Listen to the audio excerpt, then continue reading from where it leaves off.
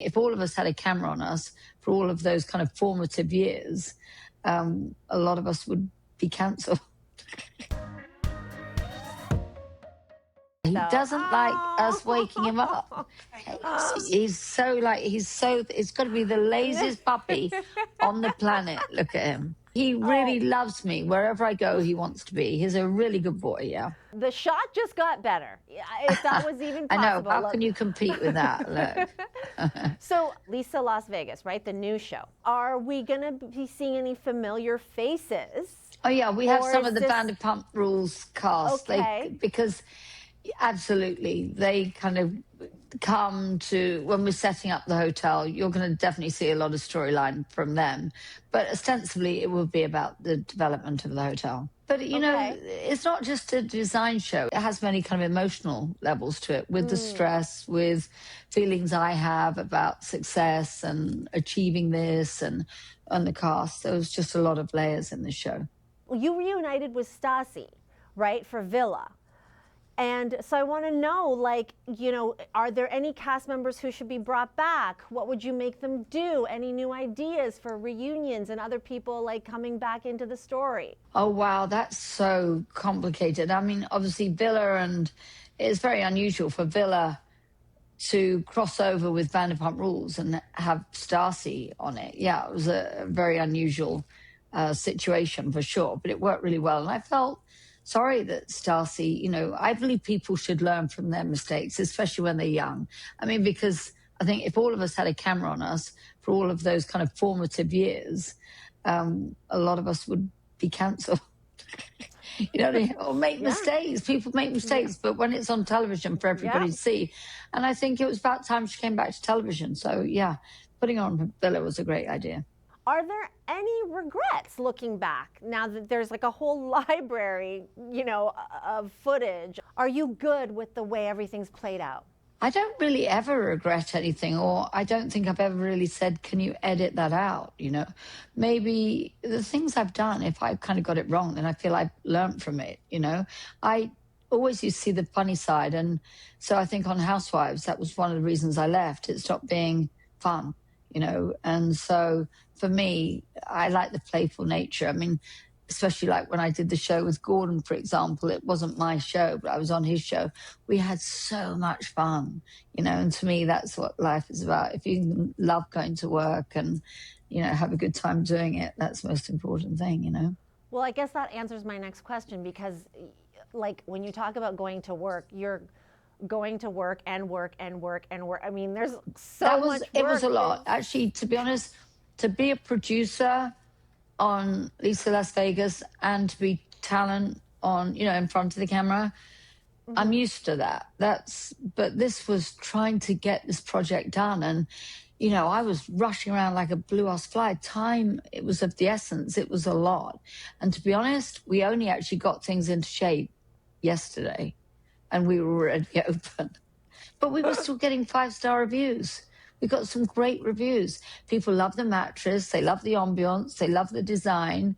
The staff are just killing it. I gave them a couple of inspirational talks to really, you know, like we're a family and we're in this together. And they're just so lovely and personable and just, it's a lighting? Yeah, it's very pretty.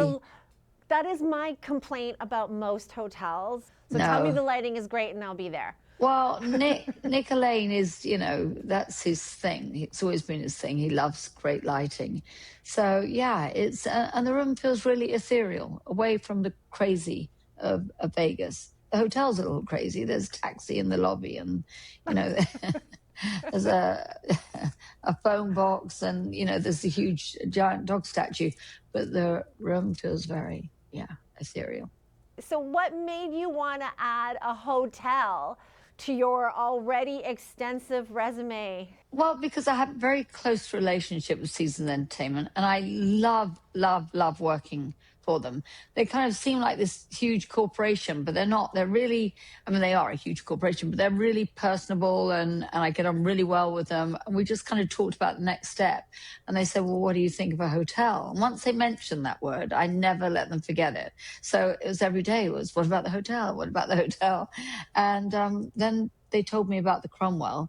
And I thought it just seemed really exciting because it was a boutique hotel, but it wasn't on the periphery. It was on that 50-yard line. It couldn't have been better positioned.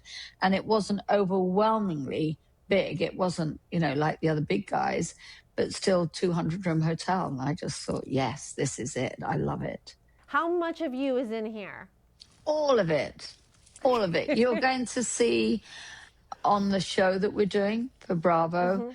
I mean, it was very intense because it's just Nick, Elaine, and I, our company, Vanderpump Elaine, do all the design.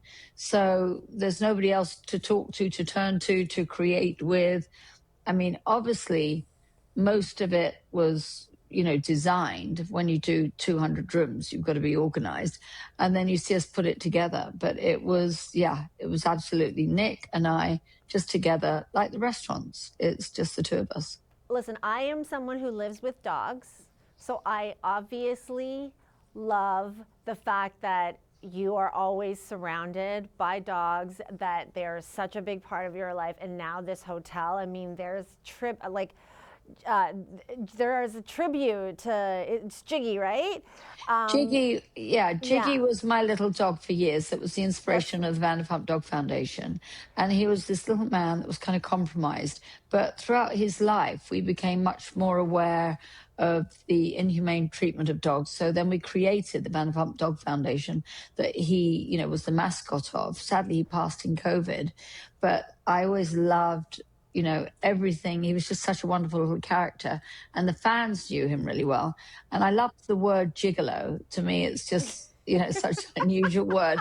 So when I pitched it, Caesars said I want to do a bar and the name is Gigolo. They were like, Gigolo? Thinking, what kind of bar is this going to be? And I said, no, it's not about a gigolo. It's about a dog. And they were like, a dog? What? Like that.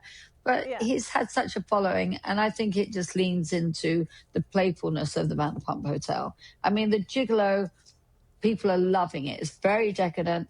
The cocktails are very curated. You know, Pandora, my daughter, she's a mixologist. She creates them, and everything's very visual, and people are loving it.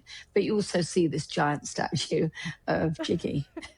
Well, thank you so much for taking the time. You just said, I mean, you only really, you know, pulled everything together yesterday, so I know you're busy. We really appreciate you doing this with us and talking to us. And why didn't you come here, Lainey? You should be here, not Canada. Girl, I would have loved to come. I have my flowers in Canada, actually. I'm coming to Canada soon with Loblaw.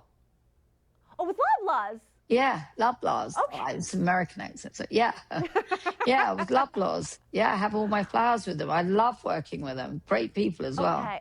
So I think I'm coming to Canada. I'll meet you in person at Loblaws. Yeah, I'm coming to Canada. Well, we'll see you then. Thank you so much. Otherwise, I will see you at the Vanderpump Hotel in Las Vegas.